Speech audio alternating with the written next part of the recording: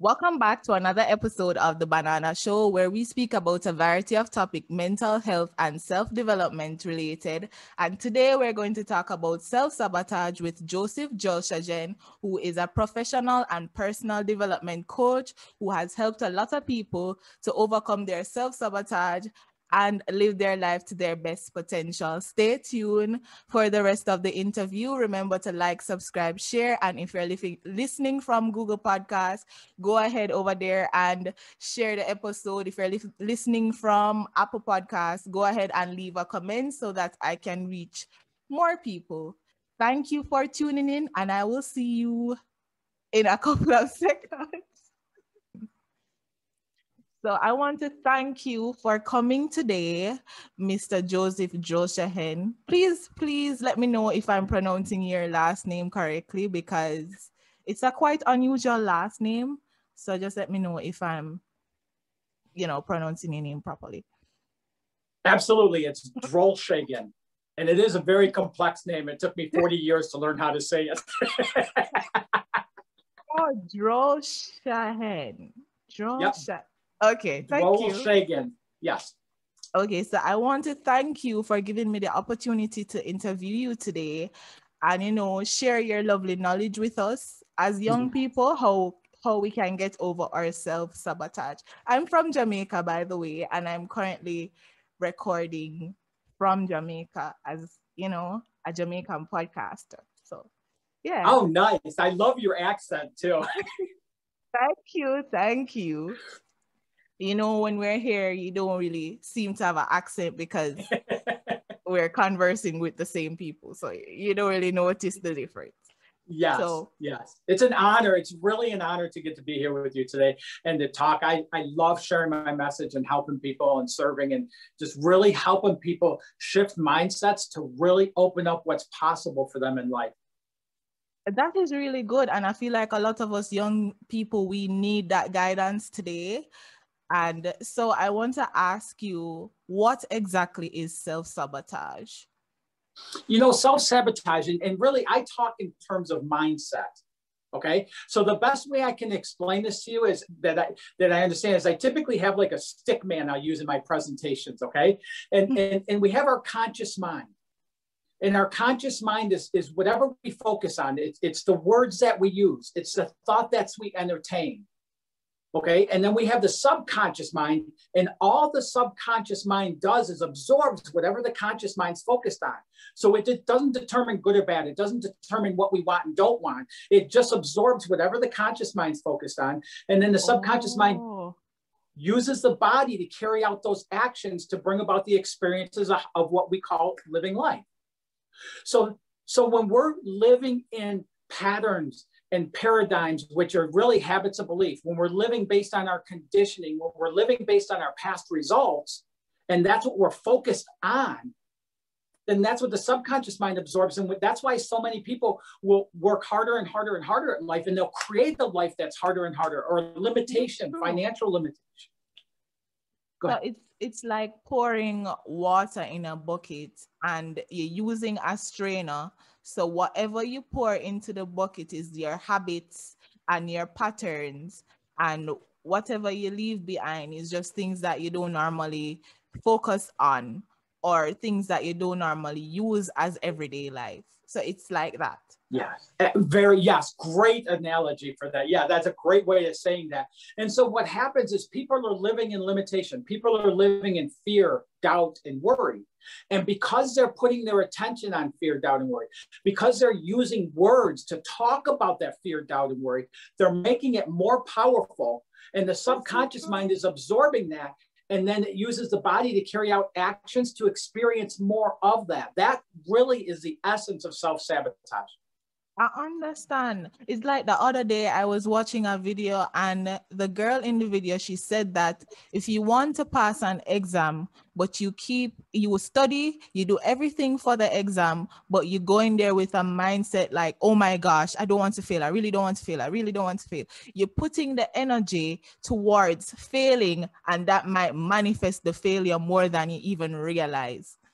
Perfect. Yes, exactly what happens. And so often people don't realize that they're even doing that. So, there's what I call the masses, which is how 98% of the world lives. And then there's the 2% of the happiest, healthiest, wealthiest people in the world, right? The only difference, one of the huge differences between them is people live in the masses mentality. They look at what they can achieve based on their prior results. So somebody will have a bad business venture and they'll come up against that desire to own a business and they won't do it. Or if they do it, they stumble the same way through it because they're basing what's possible for them based on their past results. So even with their efforts, they have to put more and more and more effort into it, trying harder and harder and harder to make it successful because they're trying to overcome that past conditioning.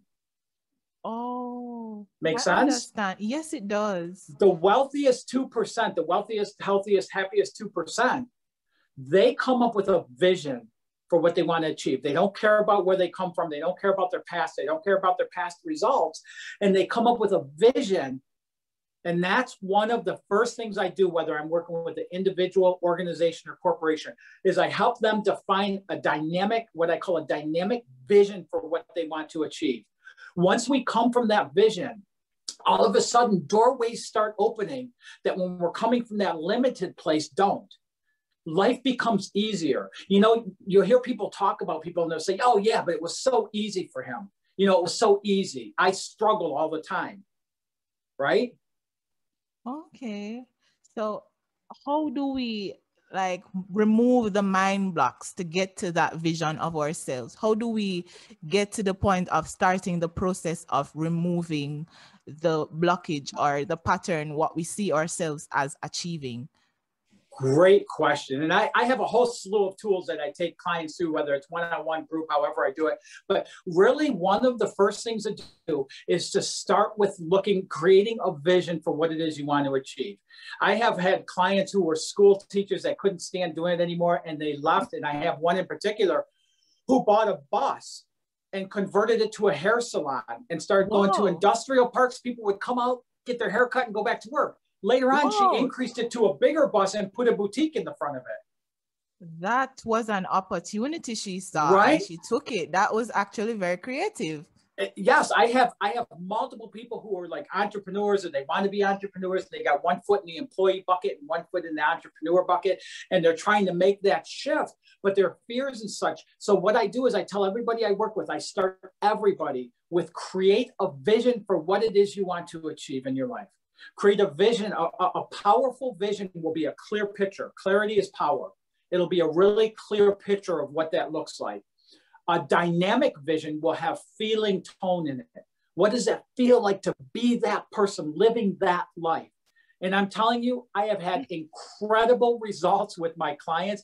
I had a professor at Washington State University who resigned, subleased her house, sold her motorcycles, and for 2 years now has been traveling to every national park in the United States and doing blogging, and she's getting income coming from there. She'll work at different places and just really living a life of total freedom, because that's what we're here to do.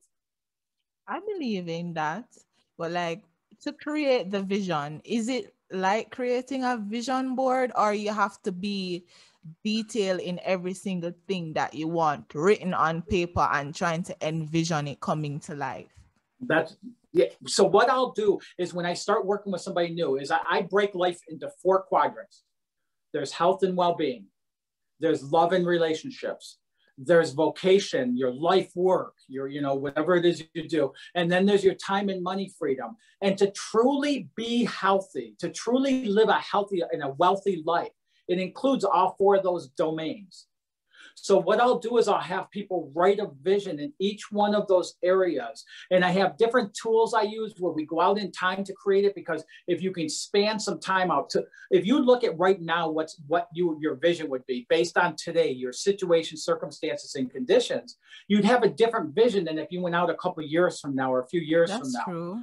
Because when we look out there, we know life can be totally different in 3 years. Yes. That's so I will typically have people look out 3 years when they create their vision, because they can see more possibility, more opportunity when we look out beyond our situation, our current situation. And really, I'll just have them write it. And I will review visions of my clients and such and go over and help them power it up. Because a lot of times people want to add limiting things. I'm no longer broke. I no longer struggle to pay my bills. Like, that's such a limiting thought. And That's shift true. those into powering thoughts. I live healthy and wealthy in every area of my life. I have money to play with and invest and share and give and just have fun with. So, okay, so would you say that with the vision, when you're writing the vision, that means that we should write it in the present because we're currently seeing ourselves with what we want without the limiting possibilities or without what we're going through. So it's like a form of affirmation so that we can clear our mind to manifest exactly what we want. Yes, step 2 is exactly that. We write it in the present tense as if we're standing in that vision right here and now. Yes. Oh, okay, so you would agree that manifestation works. Oh yeah, I'm very, it took me a long time to understand the law of attraction, because it wasn't understanding the principles. Where things fall short in things like The Secret and things like that are in the individual application of those principles, because we're all unique individuals. So how you apply those principles is going to be different than how I apply those principles. And what I do with my clients is I help them to understand how to apply those to their uniqueness. Oh, I understand. It's like understanding the certain rules and then knowing that, okay, you and I are both different people, so we require different things. Hence, there is a different way that we are going to benefit from the knowledge that we have gained from, the law of attraction. But I still don't understand how it works, the law of attraction, that is, because what I realize is that when I try to manifest things, it doesn't work. But when I say things that I really want and then just leave it alone, like completely forget about it, then I'd get what I want. Yes. Yeah. Yeah. And you're talking about the process. So let me ask you a question. What's one thing that you'd love to be, do, have, give, create, or experience in your life?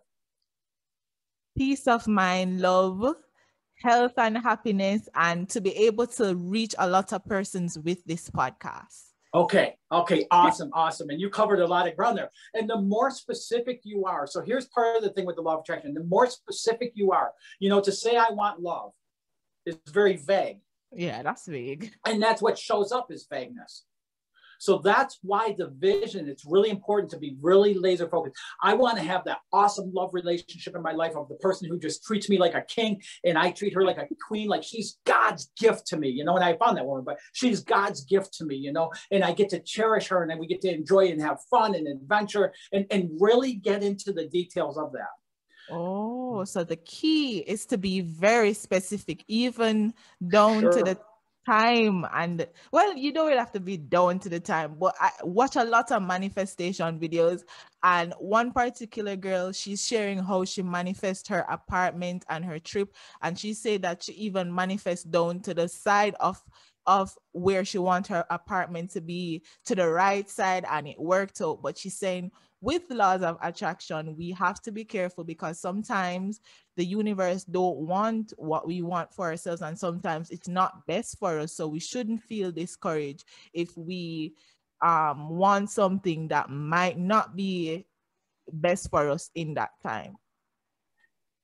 Here's what I know is what we focus on, we create. The bottom line is whatever we're focused on, we're creating all day, every day of our life. We're either creating consciously and knowing it and going about it, or we're creating unconsciously.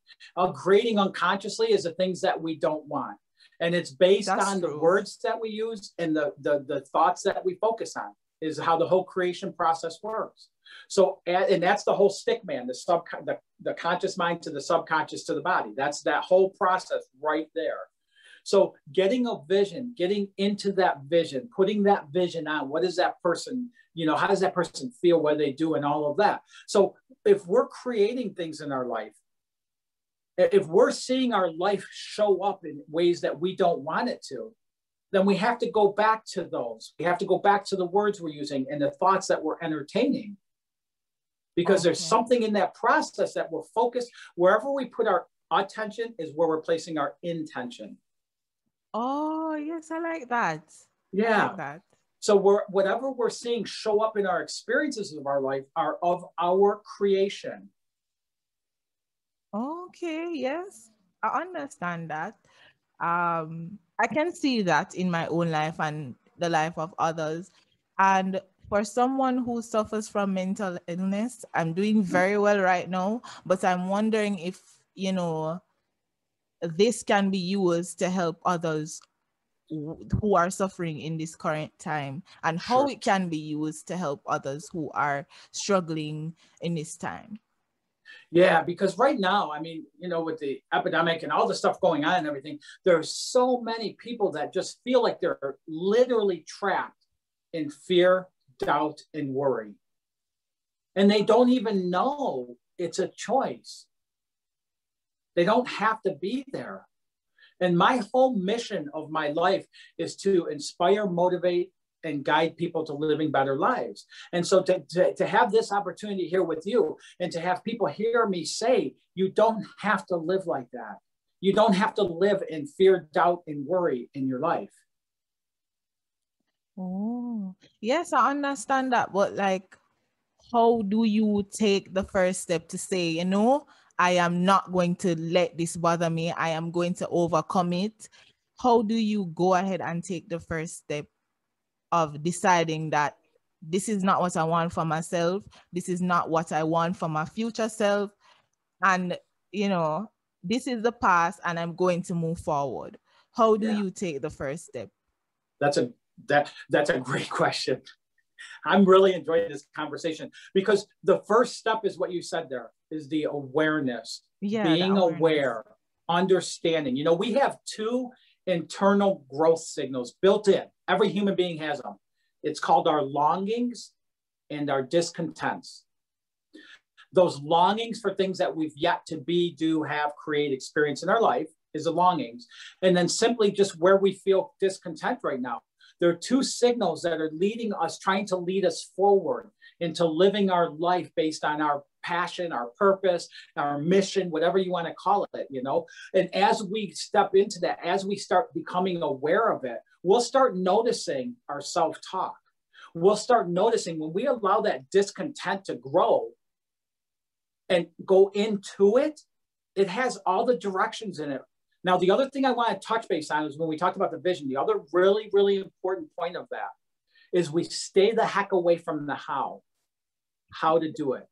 So many people live their life trying to figure out, how am I going to do this? And they try harder and harder. That's none of our business. I feel like I suffer from that too, like figuring it out. And then because you cannot see how is this going to happen, is like you automatically believe that it cannot happen because you cannot see it. So let me ask you this. Have you ever tried achieving something and while you're doing it, things showed up that you could not have manufactured? Yes, I have. And so many stories. And aren't they better than anything that you could have manufactured? That's true. Yes. So I've that's seen what situations. I mean. When we step into the how, what happens is we take ourselves out of alignment with that. And when we're working harder and harder and harder trying to figure out the how, there's less likelihood we're going to notice it when it shows up out of the, I refer to my guy as blue. And the reason I do that is I love blue. It's my, trade color, things like that, stuff, branding. But the reason I do that is every time I'm talking to somebody and they're talking about these incredible things that happen in their life, and I'll say, well, how did that happen? How did that happen? And at some point they always go, I don't know. It came out of the blue. Yeah, that's creative. And that's that part right there. It's the part when we don't know how the vision is going to come about. Yeah. But when we get into the place of that vision, when we turn on that excitement, it wasn't Wallace Wattles, I forget who said it, but they said, to be as grateful for it now as you're going to be when it shows up. When we get into that place, the manifesting, that the creating in the law of attraction happens even quicker. And life becomes easier because we're not trying to figure out the how and strategizing. We're just allowing it. And that's one of the huge gifts in law of attraction is we think it, we process it, and we allow. The allowing is staying away from the how and really allowing it to show up. So one of the tools I'll give your audience too, one of the tools I start working with when I work with a new client is every morning I have them do a what would I love statement. And the way it goes is like this. Today, I would love to get a free lunch. Today, I would love to meet somebody and have a conversation. Today, I would love to have a belly laugh. Maybe try that. What's something you would love today? Because I do the gratitude one where you write down 5 things that you are grateful for. So yes. I will apply that too. And I actually have a story where, in my first year of college, I was supposed to buy a chef jacket and stuff so that I can do my practicals, right? I didn't know where I was going to get the money, but I selected the module, which is the subject, and I decided that, you know what, I'm going to do it anyway. And, I found $12,000. It's not equal to the same $12,000 in the US. It's about, let's say it would be about $100 in the US or more. So I found $12,000 and I was able to purchase everything that I needed for my class. So I've actually had stories where, I didn't focus on how I'm going to achieve it. I didn't stress out about how this is going to happen, but I just believed that it was going to happen. And so it did happen, Yes. Yeah, that what would I love statement. I've had clients I started working with that were living paycheck to paycheck. Literally everything they had coming in went back out, and they would do that over and over and over. And I had them start, and I had one client in particular, she started saying, I would love for a check to show up out of the blue today.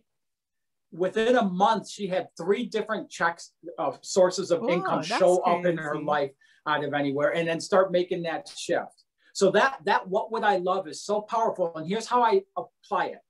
Is you state what you would love. I would love to have a belly laugh today. And then take a minute and just focus on what that's going to look and feel like when it shows up. And then, like you said earlier, just let it go. Let it go. Forget about it. It's not a to-do list, and go about your day.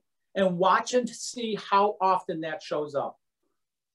Well, that's interesting. I'm going to try that one. And I'm going to, encourage the people that are watching to try it as well, because I do the gratitude one and it has helped me tremendously. So I'm sure this one will work.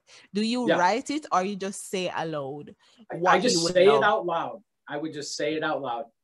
Okay, that's great. How do you continue this manifestation of what you want?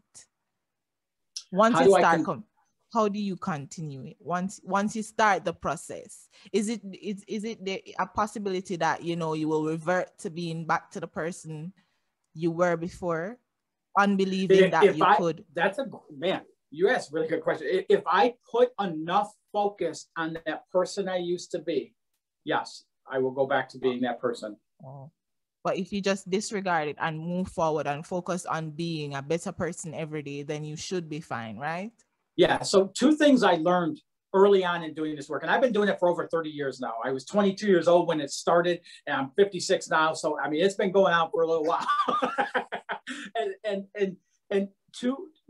One of the things I learned is that you can be pushed by your pain or pulled by your vision. So we've all had times in our life where our motivation is pain driven, right? One time back in my driven by pain. Yeah, but really a lot of people live their life like that. Something bad happens and then they take a step into something else. Something else happens in their situation and circumstances, and then they take a step into something else. The other way to live is to have a vision for your life. Have a vision, and that vision, as you put that vision out, and as you read that vision, as you imagine being in that place of that, it will pull you into it. And we get pulled through life. So everything I work with people on, it's part of the big part, or a big part of all of it, is that life is so much easier than what we make of it. Why would you say life is easier than what we make of it? Here's why. So often people want to achieve something, right? And they're like a fly on that window pane, trying harder and harder and harder and harder to go through that window pane. They try to be more strategic. They put in more hours. They put in more effort. And they just continue to try harder, harder, harder, and harder. And we know most of the time what happens is those flies end up dead on a windowsill. Yeah, that's And true. And that's what happens to a lot of people's dreams and their desires for their life, because they're trying harder and harder and harder and harder. What happens when we're trying harder and harder, we don't notice that there's about a 2-inch gap opening in that window, that if that fly dropped down, he would be free and just sail right out. And we have those same things in our life, whether it's out of the blue, whatever it is, in those opportunities, but we don't see them when we're in that mode of trying harder and harder and harder. Oh. And that's the reason why some people get very resentful over somebody who's really wealthy and healthy and happy, and it just looks like their life is easy. But what they do instead of trying harder is they wait. They allow their awareness to be open, and they wait for that opportunity, for that window to be open for them to go through it. Okay, so the key to success is not necessarily to try harder, but to work with what you have and manifest where you want to go. Yeah, yes, in your vision for your life. Okay. Are you working your tail off 24/7? I don't think that's good for anybody. I work with a lot of real estate people, and I help them. And realtors and healthcare people right now too are people that it's like they're slaves to their job. It's like their job owns them. They work harder, and they work weekends, and they work evenings, and they work holidays and all of this stuff. And they don't really get that much further ahead. I've had multiple clients who have backed down on the number of hours they work, but get a focused vision on what they want to achieve. And all of a sudden the opportunities start showing up easier. All of a sudden listings show up easier. All of a sudden, like, things start happening easier. And what I do is help them build their business while achieving greater balance in all areas of their life. Their life in essence becomes easier. Oh, I think the key to this is to be mindful in what you're doing, not absent-mindedly putting in the hours and the effort, because doing the same thing over and over won't get you anywhere. But if you're able to just step back and see what it is that you want to go, where it is that you want to go, if you keep walking, the road is not ending. But if you can stop where you are and look forward, you might see the gate of where the road ends. So yes, yeah, when I started this stuff back in my 20s, I was always a doer. If I wanted something, I would figure out a way to do it, and I would push on and harder and do all of that stuff, and I achieved some of the things I was going after. But my God, it took so much effort to do so that when it got there, it wasn't really worth it. And that's what happens when people live in that mode, is they live like mediocre lives. They live on scraps of what's really available to them in doing so. And so one time I was working with somebody in meditation, and I was going to this deep meditation stuff multiple times a week. And she said, okay, what I want you to do is I want you to go out into the woods, and I want you just to be a part of that. And I said, I don't know what you mean at the time. I don't know what. And she started laughing. And she goes, okay, let me explain. If you get out of the car and you set your pedometer and you're tracking your time and you're tracking your heart rate and you're doing all of that and tracking your pace, you're not being, you're doing. That's true. If you walk out there, and as you see the grass moving with the wind, you feel it breezing across your face.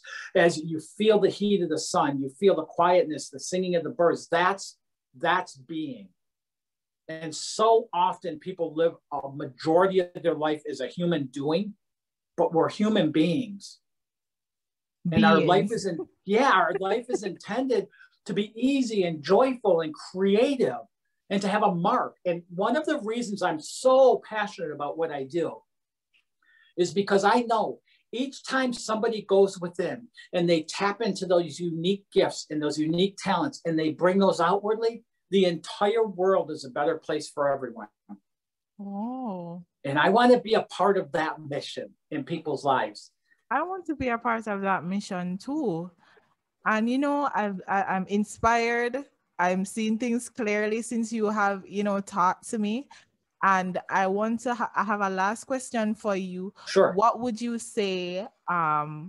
What's a question that you wanted me to ask that I didn't ask? And what would you say to the younger people that will be listening to this for them to, move forward in their own lives? Awesome. Can I answer them backwards from how you asked just then? Yes, you can. Okay. You can. So as far as the young people, part of my whole mission is I have a nonprofit organization where we go into high school and we work with high school students, and it's a mentoring program, but it's helping them understand, instead of figuring out what you're going to go to college for a paycheck, or what you're going to do after school for a paycheck, start getting into creating a vision for your life. What are those passions? What are those desires and longings within you? And start going from that route to figure out what you want to do with your life. And one of the things I get so excited about with this is because, you know, I started doing this at 22. I was probably in my late 30s before I started stepping out into it and stuff. People can be doing this at a much younger age and experiencing even more so in their life, but also the impact they can have on others by doing it there. If you're young and you're feeling like you're in a job that you can't stand, or that you're living life in a way that you can't stand. You know, I had a 22-year-old kid come to me and for coaching, and he said, you know, I'm in college, should be the time of my life, but all I'm doing is sitting around smoking marijuana and playing Xbox all day, and I can't stand it. Today, that same kid has created systems for General Motors corporations that they use in their dealerships for warranty. And he's built the whole thing, and he's going to all these places, and he's loving his life. Each one of us came here with a mission. Each one of us came here with an important mark to have on this world that we couldn't have without it, without that person doing their part in it. And to help open that up for somebody that's young, that has more years ahead of them to do that, that is so flippin' exciting to me. And then as far as the other question is, if any, you know, how people can get a hold of me, you know, if any of this resonates and you want to take it into a further conversation, if you want to talk about some things going on for you, anybody can reach out to coachwithjoseph.com and schedule a block of time with me. I don't charge for it. And we get on the phone and we talk about what's happening, and we start opening up that vision. And then we talk about some tools to start bridging that gap between those two. And again, I don't charge for this. It's coachwithjoseph.com. Okay, so what I want you to do is send me the email so that I can put it in the description when this is posted. And okay. I am grateful and I appreciate that you have taken the opportunity to actually do this for free, because a lot of people, they feel lost and they don't know what to do. And, you know, this is your giving back to communities to see that, you know, they reach their full potential. So you have taken the time out to pay attention to people, to help them grow, you know, water the plants so that they can grow too, and we can all be in a better place. So that is very good, and I do appreciate you for that. Absolutely. And Annalie, let me just say this is, you know, I love, like, I'm so blessed to get to do what I'm doing. I'm so blessed to have this conversation with you, but to get to have that honor and that impact in people's lives and stuff. And I'll tell you, as a coach for doing what I do, I will only work with 7 clients a month. And I don't go above that, because I want to make sure I have that commitment and that time available and everything to really be 100%. Somebody's like, I don't herd people through programs. When I do a group, it's usually 8 to 12 people in a group. And I don't try to get 50 and 100, 150 people in my group. So that you can individually pay attention to each person. Person gets what they deserve to get through that process to get the absolute most out of it as possible. Yes. I do appreciate that, you know.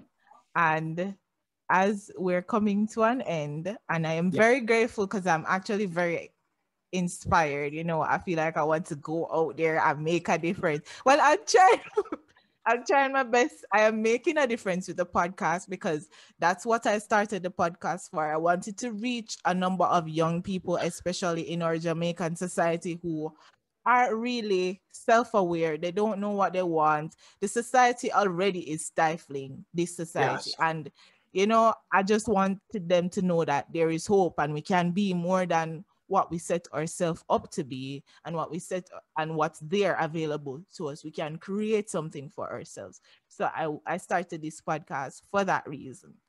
And what you're doing is a blessing to more people than you will ever know. You know, yeah, I hope so, you know? Yes. I hope so. You can just know that. You can just know it.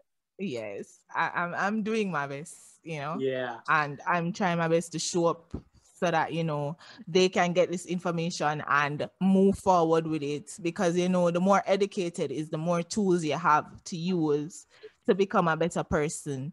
So, yeah, that's what I'm out. That's my mission. Yes. And what I tell people, I'll just say this real quick because you brought it up. People that live in fear, doubt, and worry, The difference between them and people who live their greatest desires in their life is ignorance. And I don't mean that in a negative way. It's just lack of knowledge. As we gain more knowledge is what allows us to shift from that fear, doubt, worry mode over into living our vision, living a life of total freedom in every area of our life.